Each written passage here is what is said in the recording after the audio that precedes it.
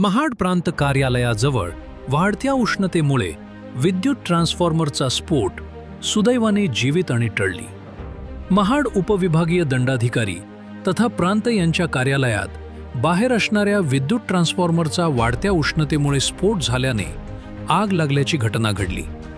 मात्र महानगर परिषदेच्या अग्निशामक दलाच्या बंबाने तात्काळ आग विझवण्याचा प्रयत्न केल्याने जीवित वित्तहानी टळली.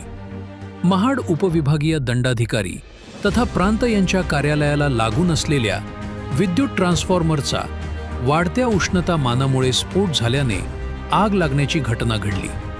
मात्र महानगर परिषदेच्या अग्निशामक दलाने या आगीवर तात्काळ नियंत्रण मिळवण्याचा प्रयत्न केल्याने या आगीमध्ये सुदैवाने जीवित टळली. मात्र बाजूला असणाऱ्या फुल विक्रेता व एक दुकान व एका हॉटेलचे नुकसान झाले. आग लागल्याची घटना घडतात बाजूला राज्य परिवहन महामंडळाचे एसटी आगार असल्याने व रस्त्यावरून जाणारी येणारी वाहतूक असल्याने काही वेळ वाहतूक कोंडी निर्माण झाली होती. मात्र अग्निशामक दलाच्या जवानांनी या आगीवर नियंत्रण आणल्याने पुढील अनर्थ टळला.